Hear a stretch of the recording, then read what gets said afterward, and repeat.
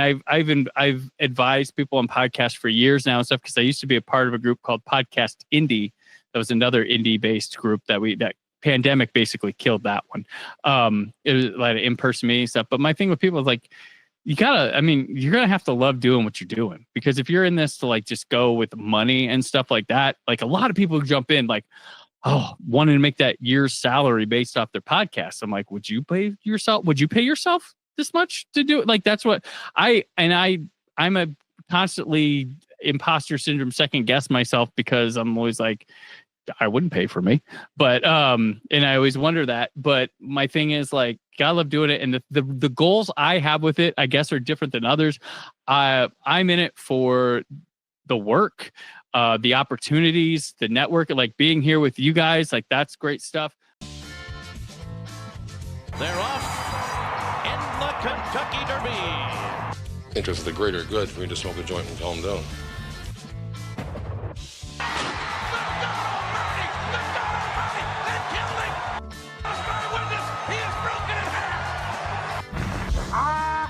Greatest.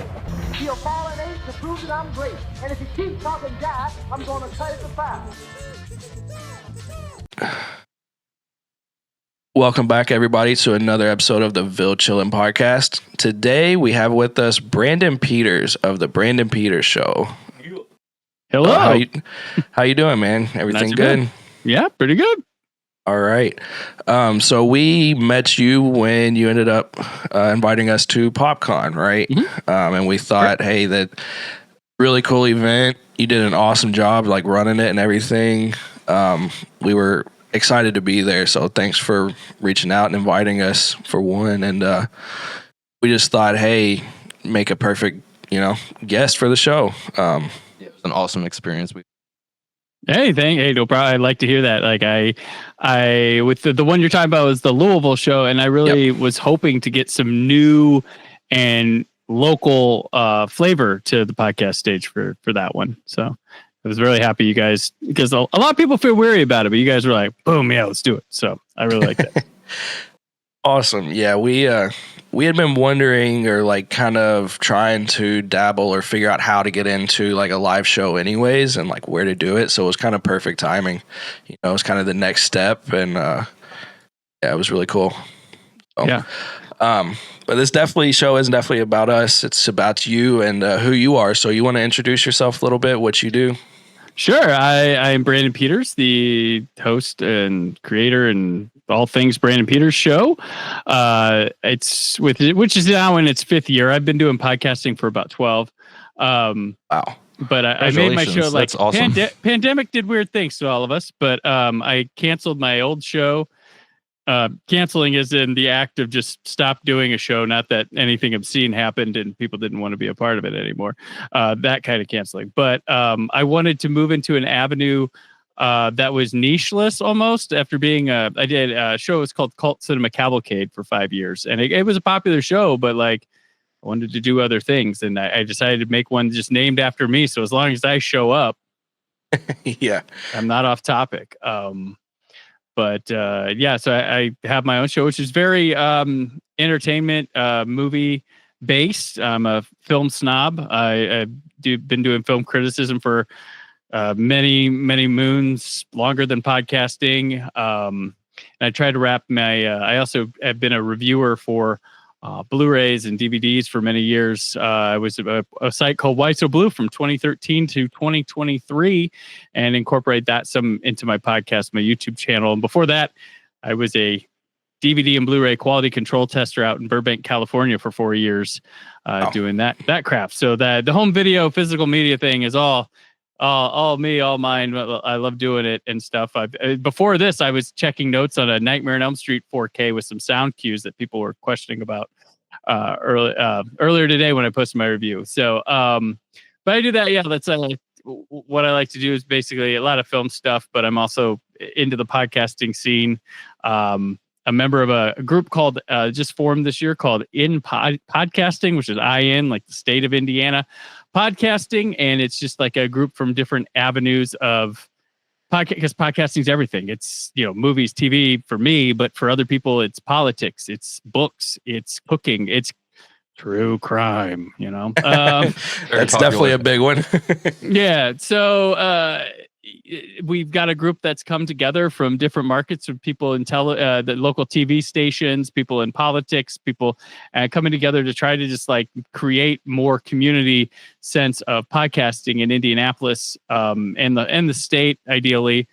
So people know that they're not like alone. There's other people. There's networking to help people get better with things. So that just started this year. And then, of course, I've been with PopCon. I've been doing PopCon since I think 2016, but I've been officially on part of the crew of PopCon since 2023. But I was doing a lot more than just showing up there before that. But it was kind of like a finally thing. I had been running the podcast stage for a couple years prior doing it, and then they finally were like, you know what? Let's just make him the guy to do that. So I do that. And then in the Indianapolis show, we have the podcast awards too, which is our award show for podcasting, which I am the commissioner of, and I do judging and pull in the podcast for that. So they keep busy, I guess. I don't know. Definitely a lot going on, a lot of avenues. So you said you've been podcasting for, say, 12 years, 13 years? 12 years, I believe, this year. I think, in first podcast ever I did was guested on a show, which I still guest to this day, at least once a month on, called Out Now with Aaron and Abe. It's a primarily a new releases movie show, but we do a film commentary once a month, which I'm on. I've been on every one since that day in 2012. It was From Russia with Love was the commentary, the James Bond movie.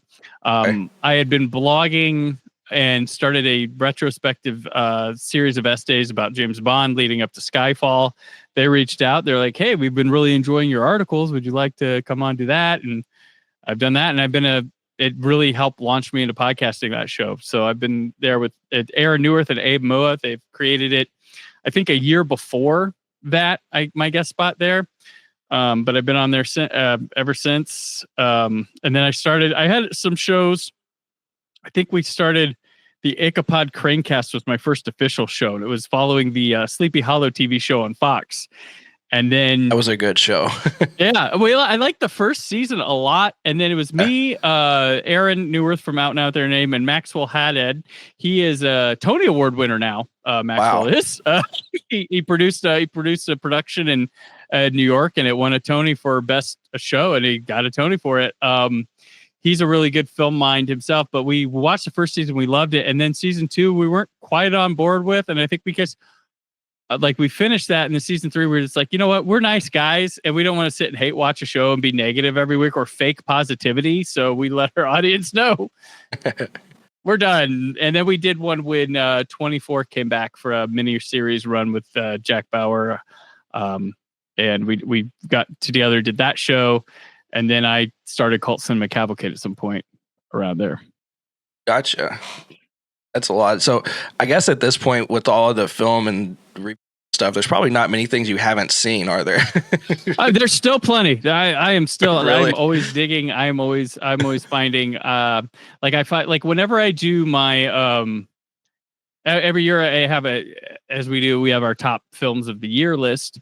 One of the things I always include, which is my little niche that I do, my first film I list, and it's not in the top 10, is my best new to me movie of the past year. So it's a movie that, it's been out or something, but I finally saw it this year or something like that, and I loved it, and was like, oh wow. So there's past one, like this movie I saw last year. It was with Elliot Gould. It was really very Hitchcockian. The Silent Partner. That's what it was called, from the 1970s.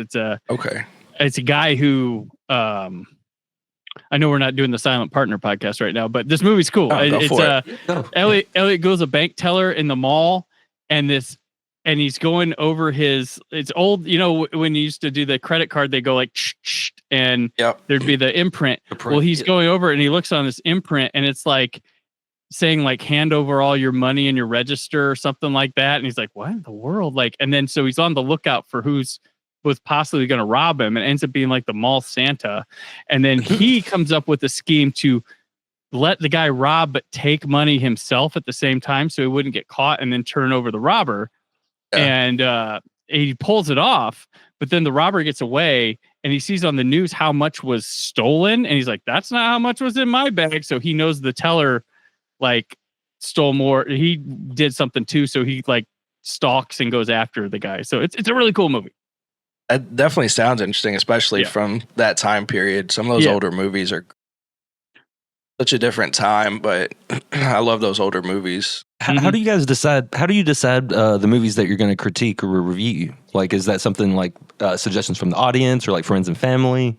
So on my show, when I started it, I wanted to. I'm part of critic circles, film writers, stuff like that, and they get like a bad rap like by all like a lot of the franchise or comic book fan, like, oh, they don't like movies. I'm like, these people love movies more than you can imagine just because they're not putting them up at your top 10. So I wanted to highlight the writers and stuff. So I always, and creators like that I knew as well. So I always brought them on, and I'd want to, the first year or so, introduce my audience to who this person is. So interview them.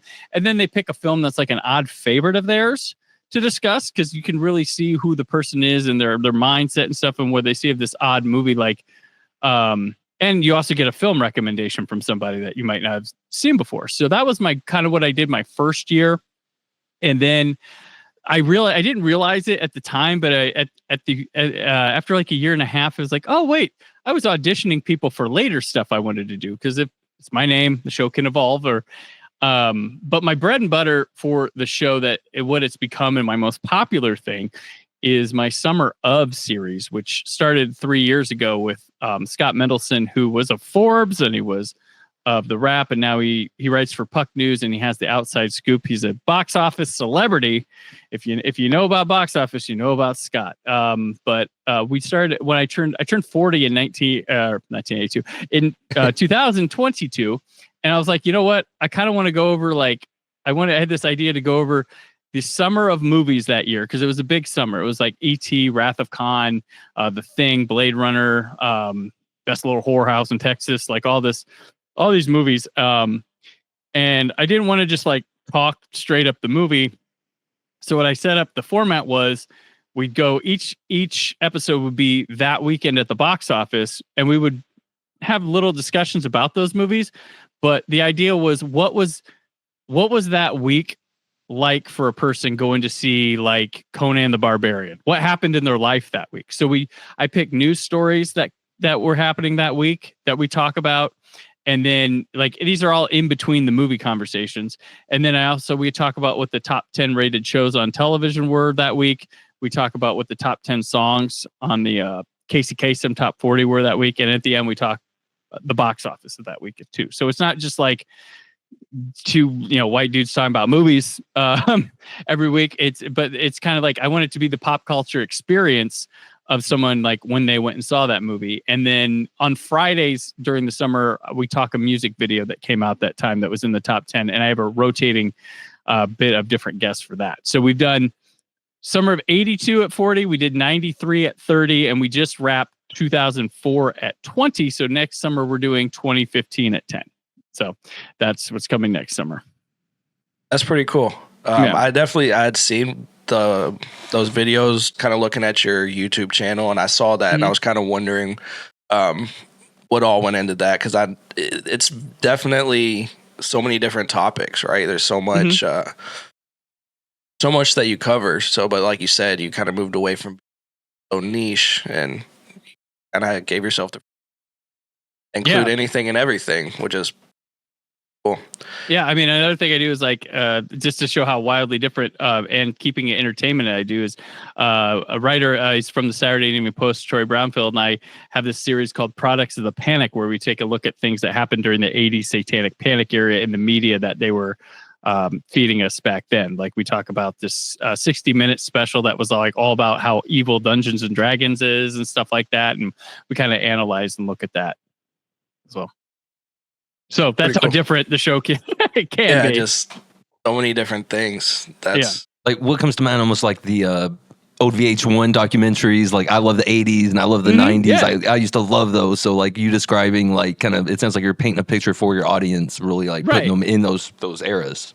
And I try to find, like, when I'm editing and stuff, like I gleefully look up for my, so when we, to segue between things, like for movie trailers, I primarily try to look up TV spots, like the little because they mostly have audio with like a descriptor or something like that. So when you're listening, it makes sense. And it's not like ominous for 30 seconds.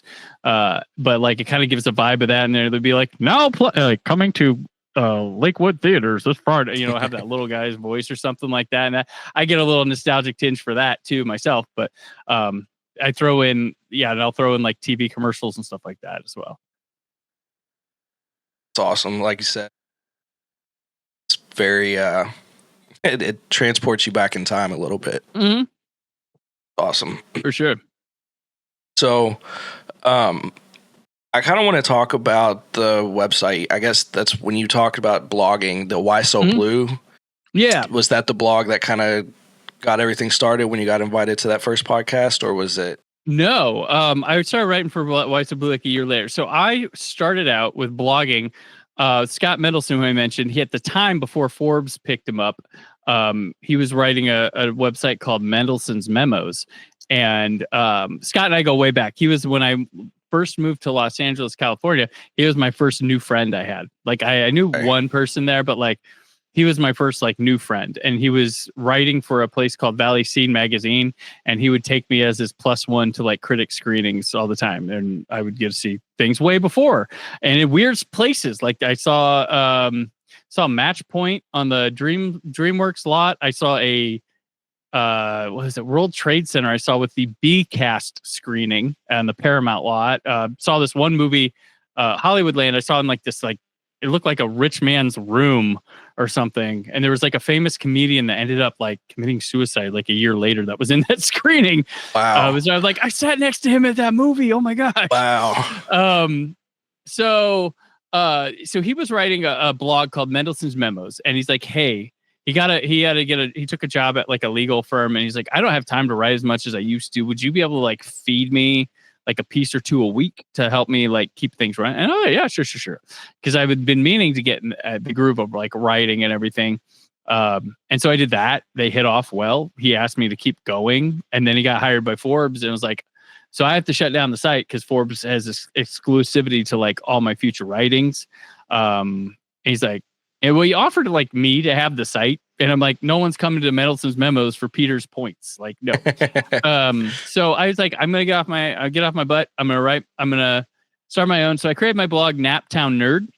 Okay. And after a month of Naptown Nerd, I got picked up by Why So Blue. And one of my goals with writing was I'd like to get back in the Blu-ray review. Well, I'd done testing, but I'd like to get in the review biz and get free copies of those, and that'd be cool and stuff because I collect, and hit right away with that. Aaron Neworth helped very much with that one. Introduced me to Brian White, who's the owner of it, and I did an audition for him. I had an interview and audition with a couple reviews. So then I became like their most prolific writer that I just took on. Like I crunched it through, and he's like, I don't know how you do this, but I just did. And by the time, gosh, I can't remember how many reviews I had amassed when I resigned from there last December. It was a lot, but I had many cool things. Like I had John Carpenter tweeted out my Thing review. And he had like the way he did it, I knew he had to actually go in and read the thing to tweet it the way he did. So I was like, whoa, John Carpenter read my words.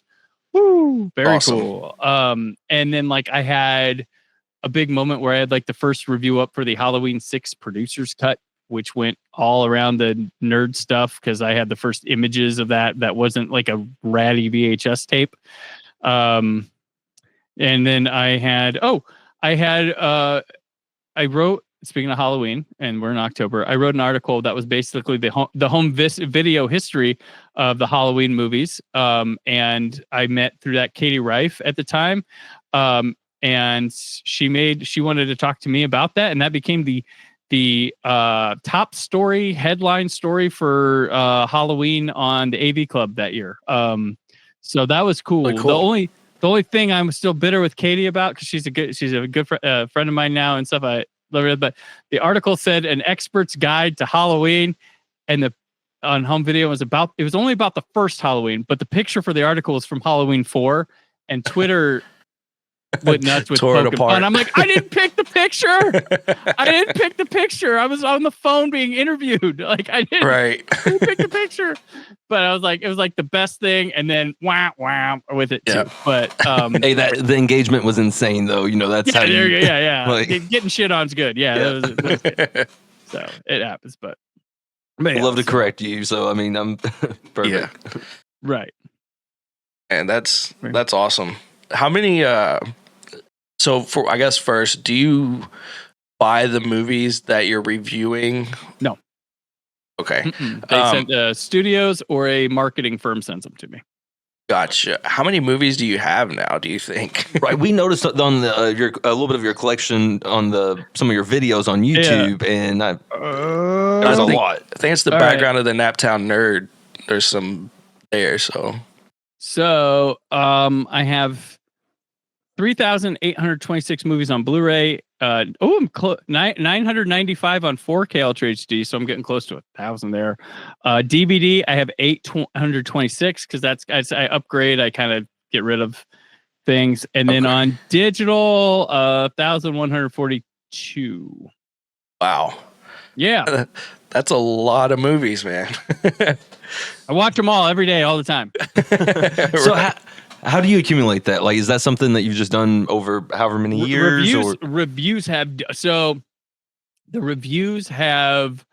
amassed a lot of it, and then because I get stuff for review, it led me to doors of buying stuff that I didn't know I would want to buy or anything like that. So, and then like when something upgrades, I can sell, and then sometimes like I get like review copies of movies that like I might not want. And like I'll do the review and stuff, but then I might sell it later, and then I use that in a pot.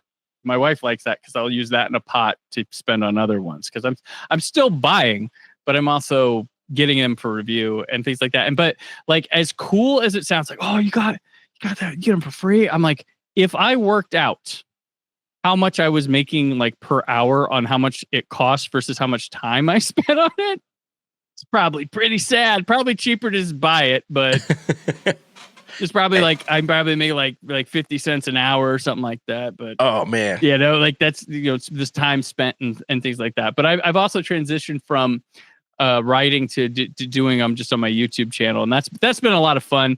I've gotten a lot more interaction and stuff with people via my videos than I was in writing a lot. And a lot of that's gone down. Like they don't, and I get less than I used to. There's a lot they have a lot less sending out and stuff just because it's, not the popular thing anymore to do because everybody was streaming. And I've tried doing like the one thing I don't want, like I get codes to like, hey, will you review our movie, the digital version? I'm like, you realize everybody's internet's different, so their experience watching this is you can't review, and none of those. Whenever I've tried, the numbers are just garbage. I did Twisters just to see what would happen, and it was 11 views after like a month. I'm like, yeah. I can definitely I see your point there with everybody's internet being. Mm-hmm. Some people are watching on 720, some people have 4K. You don't really know, and you could only at that point review your experience with it. You can't really tell people what to expect, right? I can be like, well, bonus features, we can talk about those, but right, what comes to mind is like the new PlayStation coming out or the new upgrade, and you're watching on YouTube, you're not going to be able to tell the difference on the screen on like the A and B. Like, well, that's why I love people like they'll like there's these, so like the Blu-ray.com message boards, which are not the biggest fans of me. I can't go. I used to go on there back in the day and love it, but then like I started seeing my reviews get put on there, and then they came up with the wildest stories about me that I was like, what? I know it's not true, but and it's just hurtful stuff that they post on there. But they will go off of like somebody's screen cap or something. I'm like, that's not even emotion. Like you should look at it in motion, right, before making this judgment call. I'm not cancel my pre-order. Like what if it didn't bother you as much as this guy? Like, it's just a weird tribal sense of craziness that goes on in this.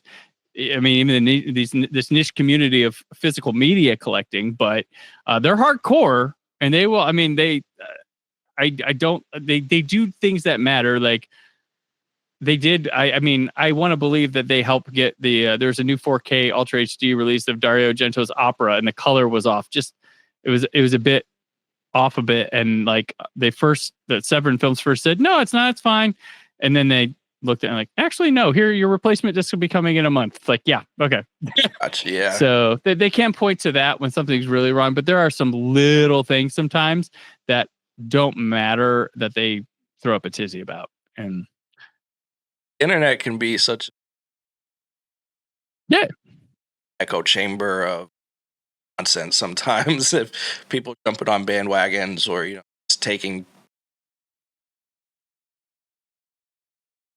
right. I have 2 kids. I have my son who's into film stuff, and like he'll go on his like TikToks and reels and this guy. So I'm like, what do you think? I want to like I can tell when he comes at me with an opinion that wasn't formed by him. I'm like, all right, what the guy said, and like, what did you think about it? Like that's what matters. Is like what you like, and I always there was, we went and saw Joker Palais Le Doux this past weekend. He's like, oh, it hurt so bad. I go, what if we're the 2 guys that like it?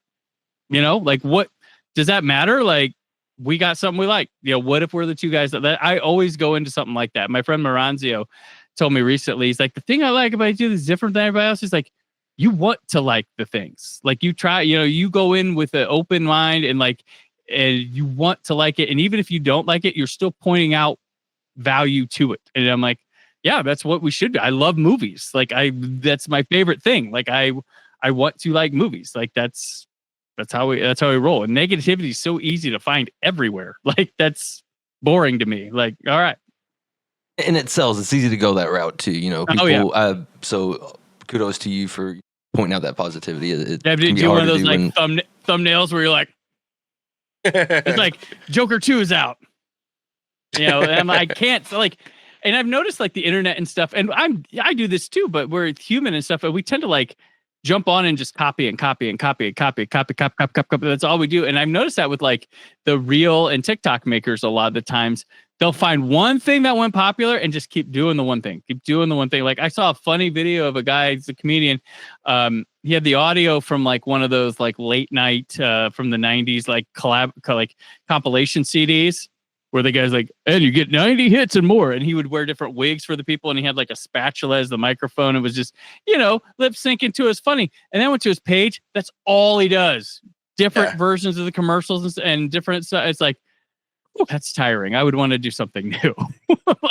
Well, and that's another his engagement. If one of them pops here, the other pops here, the other, but Well, and doing that, I would imagine, like you said, he would probably get bored or something like that. But that was going to be another question we want to ask you is, how do you stay so consistent? You've been doing this so long.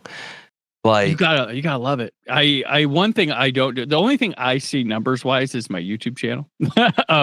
I leave I have a producer, Brad Shoemaker. He basically he does my website and he distributes the podcast wherever all the pod streams are. And all I tell him is I want this or I don't need to see numbers. But he's with this new show. He's been enthusiastically thumbs up a lot. So most of the time, and I don't want something to make me go, oh, I need to stop doing what I enjoy doing to move to this because this is, I always want to be doing what I'm doing. I'd probably be more successful if I was maybe paying attention to things. Like I've found too that social media does not equate listeners, does not equate viewers. Like I want the people, more importantly, like I want the people that actually listen, engage with my show, like it, and stuff like that. I don't care if I'd rather have like 20 followers and 18 of them pay attention to every episode than 1,002, because it's just empty. And I think businesses and marketing people have finally figured out that, oh, wait, just because they have like a page with thousands of likes and stuff like that doesn't mean that it's translating into extra sales or anything like that. Because there are people I just see on begging, please go like my page, go like my. I don't even say like and subscribe at the end of my stuff. But What's up, everybody? We just wanted to take a quick pause and say, if you haven't already, make sure to like and subscribe. Drop us a couple comments. Let us know what you like, what you don't, and let us know what you think about the video. And make sure to share out with your friends and family. It really helps us a lot. Yeah, we're on every social media platform. We're on every podcast provider out there. So whenever you get a chance, just give us a like, give us a follow. We definitely appreciate it. It really help us out. And with that, we'll get right back to it. But because it's like, you're here, you want like, I have a page, you're here, like, how to find it now, this and stuff. And yeah, I just want you to like it. I want you to listen to it, engage it, and that's what keeps me going. Is I want to be doing this. I've advised people on podcasts for years now and stuff, because I used to be a part of a group called Podcast Indie. That was another indie based group that pandemic basically killed that one. It was like in-person meeting stuff. But my thing with people is like, you're gonna have to love doing what you're doing, because if you're in this to like just go with money and stuff like that, like a lot of people jump in like, wanting to make that year's salary based off their podcast. I'm like, would you pay yourself this much to do it? Like, that's what I'm a constantly imposter syndrome second guess myself, because I'm always like, I wouldn't pay for me. But and I always wonder that. But my thing is like, I love doing it. And the goals I have with it, I guess, are different than others. I'm in it for the work, the opportunities, the network, like being here with you guys, like that's great stuff. Doing the PopCon thing, doing PopCon stuff and like doing that stuff rather than, that's what keeps me driving. I still on the side, I work to make a nice check for myself, and I do this stuff on the side. If this stuff were to take over completely, and it's not like I don't have gigs that don't pay or anything like that, but they're not enough to sustain just this. But like I like meeting the people, collaborating with people, pulling off these ideas because I want to, because they're mine, because I guess control freak it, but it's my show, my thing, like that. And yeah, just to get the word of like podcasting taken seriously, take it to another level, and not just like get people to listen to more than just like, oh, my favorite celebrity has a podcast. So, because there's a lot of good quality stuff out there. See so much of that now. Like every celebrity, anybody who's has started a podcast thinking that it's off, and it's not that easy for sure. Ones that people do already has a cult following, essentially, those do pretty well. But if you just have an idea for a show and just, I'm going to start this, and it's just, it doesn't happen that easy, and that happens at all. I definitely, I agree with you there. I agree. I've said it before on imposter syndrome. Like I get it all the time. Like, what am I really doing? Like, like, what am I really doing? And should I really be doing this? And at the end of the day, like you said, you do it because you want to. So, and we find, as you do it, the networking piece is fun, and as you meet, and get invited to different things like PopCon, it kind of reinvigorates. That was such a cool experience, and it's like, I can do this. I'm not an imposter. Yes. So, and absolutely. And I think that's one of my things with the podcast stage is I want people, like, because for years that thing like was a lot cooler sounding than it was. Like I it used to be, when I first went, it was like in a food court. When we were in the Indianapolis Convention Center, it was in a food court. And I went to do my live show, and I was so excited. I was like, this is going to be awesome. It's in a food court. And then there's like these people already on stage. This guy, because I go up and I'm like, is there someone I'm supposed to check in with? Like, what's going on? And they're, no. Like, hey, just when you get up here, just hit record and just go, hit stop. And, okay. Like, there's no one. All right. Then the next year, like, similar story, but my producer Brad ran the computer by it, so there was a human monitoring it, but it was in food court, and these people started changing ice during our podcast, and I'm like, and then like if you were sitting in the food court, the speakers hit a dead zone, and people couldn't hear well, and then it just looked like a lot of times when you went to PopCon, it just looked like this table in the corner, and like sound was coming out of it and stuff, and back in like 2021. They forgot a lot of stuff for it. And I set up in the lobby. I sent this podcast lounge is what I called it. And I set up like, I found these couches in the convention center. I set them up, table and stuff. And you had like, looked like a loungy setup, and it attracted people pretty good at that one. And the next year they gave me a stage. There was a stage made for something else that fell through, and they gave it to me for the podcast stage. And that was like, people were coming to the podcast and sitting there because it looked like something was going on. And from there, it was handed to me, and I kept saying, put it in the vendor hall. That makes a difference. People are already in there. They could stop. It looks better. Then I got the back. They got them to find them. They made a backdrop, signage. Like I'm like, it needs to look like PopCon sponsored this. It needs to look like it's an event, and it's been going good since. And I've had actually for a couple of years in a row now, I've had 0 no-shows to the podcast stage, which used to happen a lot. And just a lot of different variety, full people signing up. The indie one's getting harder to sign up for and be a part of. Like I had a waiting list at Indianapolis PopCon back in April. We had like 3 or 4 podcasts waiting for someone to drop off, and no one dropped off. So just been trying to make it a fun thing for people who come to PopCon, a fun thing for people who are podcasters. I want them to feel like rock stars, like, yeah, it's a whole new avenue experience to meet, to share your show with an audience. People find out about you, just getting out there and being able to like speak in public, and it's great. And I can say it was awesome. Yeah, it was a really, it was definitely really cool. Had a few people walking by and just needed somewhere to sit, and they just they just sit down because there's chairs, and end up sharing a little bit with them. Now, does that automatically convert to listeners? Maybe not, but it's still really cool. That little bit of exposure. This time at Brad, the wrestler that came with us, Bradzilla, and him being trying to talk to the other guy. I think he was working wrestler. That was just really cool having that. Definitely not something I expected to happen right there. Yeah, you guys had one of the best visual moments, but I think captured well on audio with the slap. Slap, yes, the chop, dude. He got chopped. Yeah, that was good.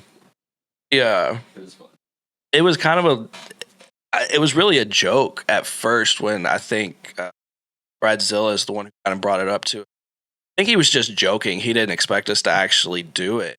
So he was like, is this okay? Am I going to get arrested? And so, that was really awesome. No, you guys are great. I was really hoping that yours would get back to me, because I was like, okay, this is like straight up Louisville. You guys highlight things going on there. And then you brought 2 other local flavors with you. And that's exactly what I was hoping for Louisville. I was trying to get a bourbon podcast to come too, because that's very, very much the state of Kentucky. And they were just hesitant about it. We don't think we fit in. I'm like, you'll fit in. Trust me. It's I think you were saying like collectors. I mean, it's perfect. Yeah. There are people lined up outside liquor stores here whenever like one of the collector bottles drop. Like they're just lined out of a liquor world. Like it's right. So it would have been perfect. And I like one of my few things I've ever written that's been in print was a article I wrote about for corporate-based human resources and why they'd be good for your small market company. I don't know shit about that. I had to do research. Someone paid me to do it, and it went in some like retailer's guide thing, and the person just loved my writing. I was like, okay, like I know you'll do it good. I just do. And I'm like, all right. So I did. They loved it. They said it went well, and their boss liked it. Their company liked it, and it got printed, shipped. And I'm like, wow. That's of all the. I think it was my first thing in print, and I was like, okay, well, there we go, back to movies. But yeah, like you never know. Like, and if somebody was like, hey, we're the Hayseeds Grassroots and Farm Company, and we'd like to come do a live podcast, I'll do it. I don't know what that is, and I probably will do my show, but like I'll, if I can do it, the opportunity arises itself, and they're good people to you, then give it a chance. Don't say no. Like there's different avenues for everything. Like why not? And I was like, bourbon. And like the owner of PopCon, when I told him about that, started showing me all this like bourbon stuff he had collected. I'm like, yeah, this is why I thought bourbon would go good, but they didn't want to do it. I talked to one of them didn't get back to me at all, and one I had some back and forth, and then they ghosted me. So, I just I'm pretty. You guys know, like I try to give you like every possible detail you could want to know, before getting there, and then I didn't find out till Sunday. None of my passes I gave you guys came with like QR codes or something. There was some problem with that. Like you can tell your people. I'm like, I don't make the passes. I just tell someone to give them passes. The person who gives them. I think ours had QR codes. Yeah. Oh, okay. There was something with the one. I know there was something that I wasn't told about till Sunday after when we were closing down about all the passes I had for podcasters. So I was like, oh, well, okay. So maybe they fixed that by the time you guys got there. I don't know. It worked for us. We got right in. It was really cool. I really liked the passes too because my daughter was there with us, of course, and being 5, and she got the Geekling pass. I thought that was really cool. Yeah, those are it was funny. Those are good. I have a Geekling. So like the Geekling passes at Indy ran out, and the PopCon crew people and volunteers tend to collect. They try to collect all the passes and stuff after the whole thing's over, and there were no Geekling ones. But my kids came and had them, so I had a Geekling pass. So that was pretty that rare collectible PopCon nerdy item there. That hey, I kept them. I definitely kept them. I think it's a cool memento. Of course, there's the video object to add. Absolutely. I'll always know that my daughter was there for that. There you go. And I was actually really proud. She did good. She started getting a little rambunctious at the end, but after 50 minutes, I don't blame her. So. No, I get you. Yeah. So, I guess kind of continuing on that theme, you said you haven't had cancellation. What did you do when you have cancellation? I had to fill in, just come up with something. So like I would just run around. I would run around to. It kind of started my friend James T. Wolfgar. He runs Wolfgar Props. He makes like screen accurate props and costumes and look like he does cosplay. And I was like, it was actually PopCon Fort Wayne. So there's a PopCon Fort Wayne that happened in December of 2018. It was a 2-day one. And this is when I first started really taking control of the podcast stage a bit because my producer couldn't go. They told me, hey, back then I would have a booth for Podcast Indie, and then I would just do my live show, and that was it. And then he told me, I can't go. You're not going to have a booth. And can you handle the podcast stage? I'm like, what? Wait, what's going on? And then my co-host for my show at the time, I was like, hey, there's a situation. He's like, well, I'm not going then. I was like, well, F you. And that's kind of beginning of the end of that show too. So I went, I just went for a sec, and then I'm like, okay, how do we make this awesome? So I saw the list. There was 3 whole podcasts signed up for that weekend. I was like, oh, and I wasn't going to be able to do mine because my co-host didn't come. So I decided that thing to do was talk to some vendors like artists and cosplayers and things like that. And like, why don't you come up and let's talk about your stuff and you'll be on a podcast. Blah, blah, blah. Well, then I got there and they didn't have anything to record the podcast. So it was literally just noise.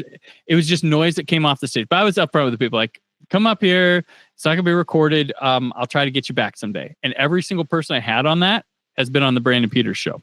So it was a couple of years later, but I got him on there. But I met a lot of people. I learned a lot from, like, I have a real soft spot for PopCon Fort Wayne, just because I did a lot of work there and like got there. And Carl, the owner of PopCon, was like, I was stunned. There was something going on there every second I look. I'm like, yeah, there's only 3 podcasts stand up. I had a stand up comic from Fort Wayne come up. I had an author come up. I had a author / comic book writer or artist come up. I had the cosplayer people come like, and I just had, and Barry Bostwick wanted to come up, but he did not. He's like, next time we do this, Brandon, work on. I'm like, all right. Cause they had like, it was the celebrity guests there were, I mean, I know people were wanting like talking about guests at Louisville back last year. And so I thought they had good ones this year, but like PopCon Fort Wayne debuted with Barry Bostwick, Butch Patrick, who was Eddie Munster on the original Munsters, and like the voice of Ezra Bridger on Star Wars Rebels. And there were some other voice actors I'm not familiar with, but I'm like, that was all we had to launch that one. But I think that both those Louisville shows launched a bit better, but much better people wise than that. But I learned a lot about that one, and that's what the filler usually is I find an artist or somebody, come up, talk about their stuff for at least 30, 40 minutes if we can. And there's something going on. That's so cool because that's kind of been the premise of our whole show lately. At least with any of the guests that we have, is just trying to showcase their craft. We like to say, yeah. Oh, an improver, a wrestler, a musician. There's a local art festival, like Chalk Art Festival, that happens here in Louisville, via Calor. Talked to the organizer. We've talked to the artists that are doing it. So it's really cool that that's how you kind of just decided to fill the space and the time. You know, I think that's awesome. And it's awesome that you, even though you weren't able to record those episodes with those guys, you know, the first time you brought them back. Yep. Testament to character. That was a goal when I started my new show. When I did that, I was like, I'm going to get all those people from Fort Wayne PopCon and have them on my show. And my thing was like, who doesn't get to be heard from at these? Like, who would, you know, because, you know, the celebrities get panels, Q&As, like some people sign up for their workshops and stuff, but who doesn't get the interviews and stuff? And I've always tried to, because I typically do an hour each day of my own stuff on the live podcast stage. And I've typically tried to incorporate that still to this day on a couple of the recordings, if I can.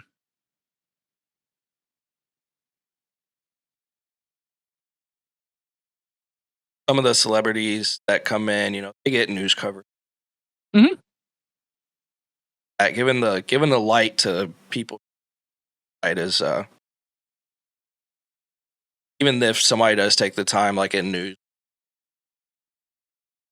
organizations or artists or anything, you get like 5 minutes. You don't really get a feel for 30, and then 40 you add minutes. it to the montage and you don't get the audio. Exactly. That's what you get in there. Clips, right? Exactly. So that's awesome. So I guess this is my last question about PopCon. How old is PopCon? You said you've been involved for a long time. I didn't. I was just gonna say. So is it only been like a couple here in Louisville? It's just mostly been an indie last couple years. Yeah, Okay. yeah. So I believe PopCon's over 10 years old. It's had more shows than that, but Louisville, they had one last year and they have one this year. And then there was in 2018, they had PopCon Fort Wayne.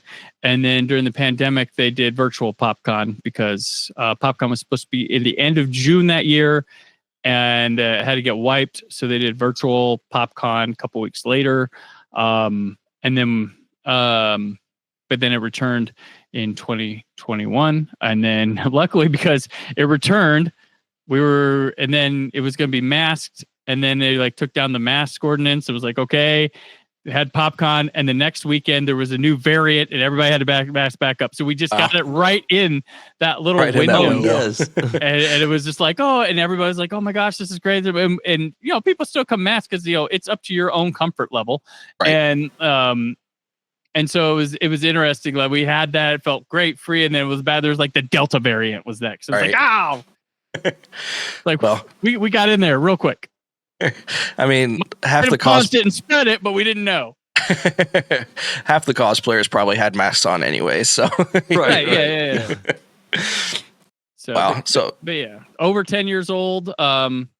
and yes, still going. And yeah, just trying to get bigger, growing. I know the growth chart for PopCon, where PopCon is now, is on track. I think they've said it's like further along than Gen Con was at this age at Gen Con. So that's pretty cool too. So yeah.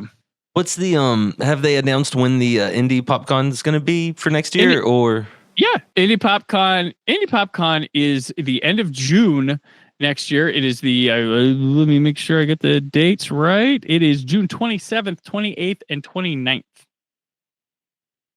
That's when it will be. Awesome. Are you coming and you back guys to are Louisville? welcome to come up. Check it out. We'd love to. Are you planning on coming back to Louisville next year too? I currently don't know of that. There's always planning. And I'll know when they make a decision or something like that. But right now, I don't know of when or if there's another Louisville one. But I'll let you know as soon as I do. That'd be awesome. Yeah. Whether we are or aren't on the stage, would definitely like to make it.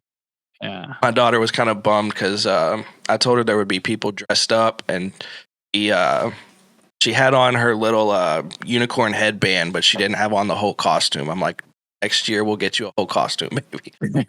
So just build it step by step. I did like so we had it at the Exposition Center in 2023. Yeah.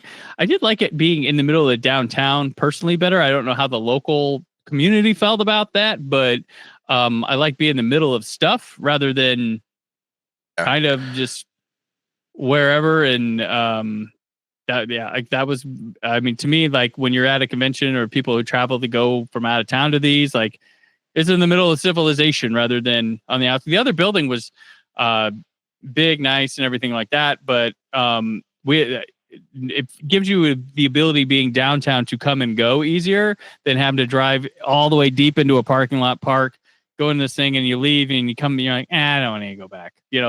PopCon likes people to be able to come and go as they want. When get your pass, you come and go as you want. Like, I gotta go eat lunch. I don't want to eat at the convention center, so go out, eat somewhere nice, come back and stuff. And I felt like it that gave that ability a lot better downtown. Absolutely, yeah. I thought the location was really cool. The International Convention Center, right, is where it was this year. Kentucky International Convention Center, and they make it really easy when you go. Right, there's parking garages on either side of the building. Just walk out the garage, walk down the road of maybe a block, and there you are. Yeah. I mean, you mentioned food and stuff. Yeah, when we left, we went and got pizza at a place that was right there. So it was definitely a really cool. I thought it was perfect. Yeah. No, like I was much more pleased because like with the Exposition Center, when you were right around, it was like Mexican places and pizza. That was like all that was there. And then one night, it was me and some people like, hey, found an Italian place. We're going to get takeout from there, go back to the hotel, chill. I'm like, all right, let's go. And we went, and the Italian place was literally inside the Mexican restaurant. Wow. Like, it was like a V, and you went in through the Mexican restaurant over here, and you probably could have got like an enchilada and like ravioli on the same plate if you wanted. But like, it was like, wow, you just cannot escape this. Like that is crazy. It was crazy. So of course there's McDonald's and stuff like that, but I'm like, I want to eat something like local when I'm out of town, Yeah, you can get McDonald's anytime, anywhere. Yeah. Like I want to know what your pizza tastes like. Where's your best burger? Like those are the things I might eat that same eat at home, but I usually like to eat what's like cool there. And I didn't get to. I wanted to go check out Kaiju, which is his bar there. I just was too worn out to like get in my car and drive. 15, it's only like 15 minutes away, but I was like, I'm just tired after those shows. So yeah. Oh, I believe it. Those are got to be long days. And you're staying moving, staying organizing. You got so much going on. I believe it.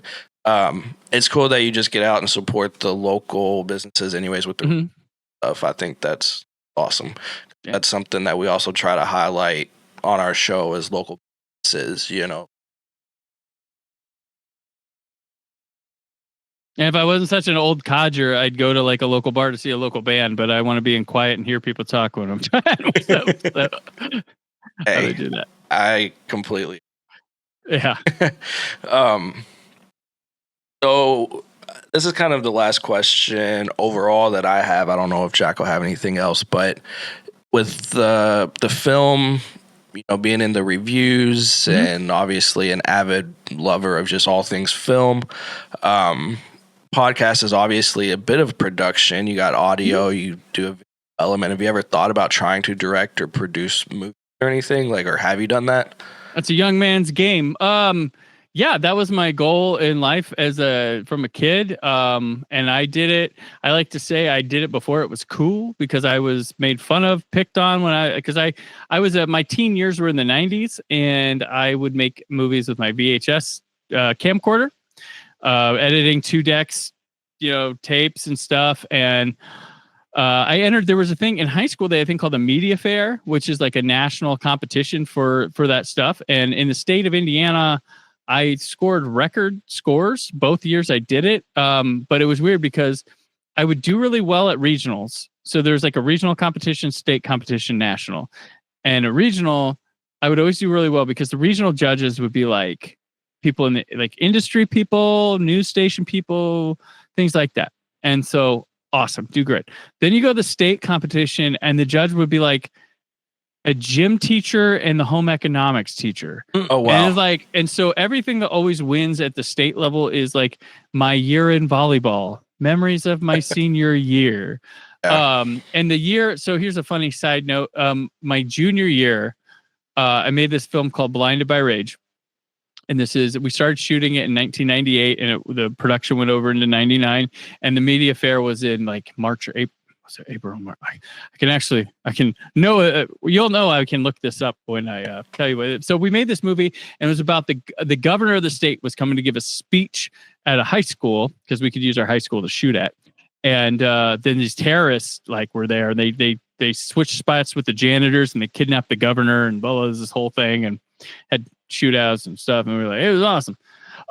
That's like a blockbuster. It sounds awesome. We did really good at regional. Scored the highest it ever had by a mile. So excited, everybody loved it. The week of the state competition, Columbine happened. Oh no! So we went to state. I finished 9th, and my teacher was like, "We're not even going.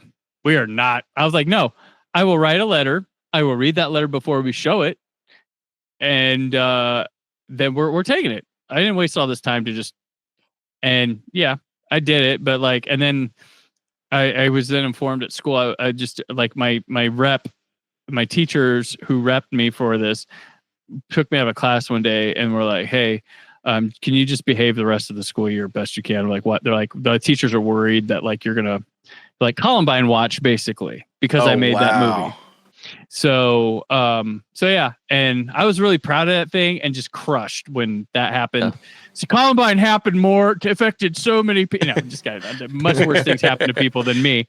But it hit me, and I was like, crap. And then the next year, I was advised because it's my senior year. My production crew was me and 3 other juniors, or 3 seniors, and I was a junior. And then I was a senior the next year, and I was by myself. And he's like, "Please make a comedy, please." And I was like, and I tried to write a comedy, and comedy's so hard because you don't know, people are gonna laugh at. And I decided, I was going to bed one night, and I had this idea in my head, and I was like, I have to do this one. And it included a gun in it, but when the character pulled the gun out, someone said it was like these spies went on a mission. They weren't supposed to have weapons, and one pulled a gun out, and the person goes, "Hey, you're not supposed to." And the person goes, "Desperate measures." And I was like, that was my note to my teacher saying, "Sorry, I can't.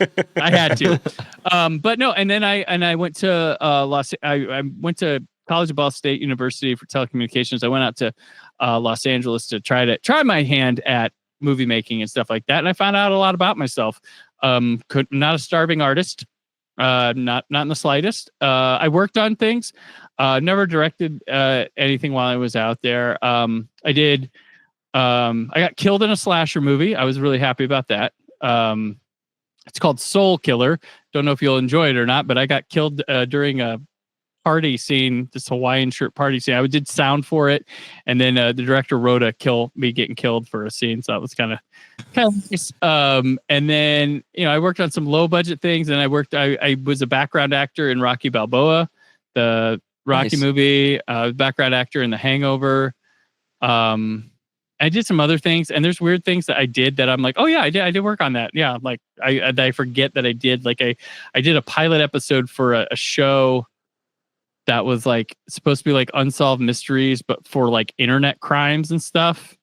Totally forgot about that for the longest time. And I'm like, oh yeah, I did that. It was the guy who did this actor named David H. Lawrence the 17th, and he was I met him on another movie, and like I did that, and he ended up being on Lost in the final season. I noticed him. I was like, oh shoot. And then I friended him on LinkedIn a few years ago. He goes, do I know you? Yeah, dude, we did. He's like, I don't remember ever. And he has no memory of this pilot. The whole and I'm like, dude, I was at your house till 5 a.m. I remember in the middle of it, I was a smoker at the time. I went out to smoke a cigarette, and it's like 3 a.m. in Burbank, California. And this military cavalcade is coming through. And I swear, and me and the DP were out there, we're like, that looks like not like plane part. Like, I think we saw like a UFO being transported in the middle of the night or something, but we were like, wow, like parts of they're like, what the hell is all this? It was nuts. Or maybe they were shooting a movie or something or two. Right. Like it was the wildest thing that happened. But no, I tried it out there. And people ask me, like, I'm open to like cameos, helping other people out with movies. I am working on a series of Doctor Who documentaries, doing second unit stuff for the United Kingdom. Over here, they're doing some documentaries about some stuff that is in the US for a group called Real Time Pictures. I've been doing some second unit stuff. My friend Russell McGee is directing them, just interviews, just shooting B-roll footage, helping him with the interviews, lighting, sound. I'm doing sound on that as well. Like those have been like fun because I'm a huge Doctor Who nerd, and that's like having my fingers on. Like one of them came out right before PopCon Louisville, and like seeing my name roll in the credits with a Dalek behind it, I'm like, oh, that's awesome. That's cool. So, and I have another one of those that comes out in I think February or March. And then my next appearance is I'm a guest at Doctoberfest, which is a Doctor Who festival in Canby, Indiana, which is the home to Who North America, which is one of the largest merchandise distributor of Doctor Who in the United States. So they have me as a guest there. I do interviews with other guests and just there to meet people and stuff like that. It's a lot of fun. That's awesome. Busy. Yeah, staying busy. Yeah. Yeah. That's really cool though. So your background really just all film. It's much in every aspect of film. Yeah. So it makes sense. At least, people can definitely trust your opinion when you're doing your episodes, you've done nothing but film. So you said Doctoberfest is coming up. Mm-hmm. What else can people expect from you? I guess I know you said you just released a video on YouTube, right? Yeah, I did a Nightmare on Elm Street review for the 4K, and then I've got an update that's after recording will probably be up at some point here tonight. Just finishing out the year, trying to take it easy the rest of the year, to be honest with you, and then getting back in the swing of things. We start when I do the Summer of series. We start recording in January for that, so they don't start dropping till May. So we start gearing up in January, just whatever's clever coming up and that I can think of. My mind's blanking. So just focusing on my podcast and get around things like that. Awesome. Well, we'll definitely have everything. People can pretty much just find you anywhere. Yes, if you just type my name, you get this football player that had like one good game at Michigan years ago, but it was such a magical moment that this guy hogs up my search. So, well, I noticed like when I was looking you up too, you have the Brandon Peters show, but somebody has a Brandon Peters podcast. Yeah, then that's cheap. Come up with something else. It was. It doesn't seem like there's that many episodes. I don't know how old it is. But I was looking at it at first. I'm like, I don't think this is the right guy. I was like, no, it's the Peters show. I had to find the right one. For sure, yeah. Yeah, no, I didn't know there were so many people who shared my namesake till like the last few years. Like, get over yourselves. I am number one. Exactly. That's funny. Well, I don't have anything else. We've taken up enough of your time, I think. Thank you so much for joining us. It's been You're an welcome. absolute pleasure learning more about you, your whole journey, and what you do. Awesome. Do you have anything else? Thank you. No, we just Appreciate really it. appreciate it, Brennan. Like, can't wait till next time. Awesome. Yeah, definitely. Yeah, next time, setting it up. I love it. Exactly. Well, I guess with that, we'll go ahead and end it out unless you have anything you want to add. Yeah, if you're looking to follow, like, my socials is at Brandon4KUHD, and I have a YouTube channel, the Brand Peters Show, and the podcast is anywhere you can find podcasts. It's pretty easy. You don't even have to follow me; just listen. That's all that matters. Exactly. Well, I guess with that, we'll go ahead and end it off, and we will see everybody next time. They're off in the Kentucky Derby. Interest of the greater good for me to smoke a joint and calm down.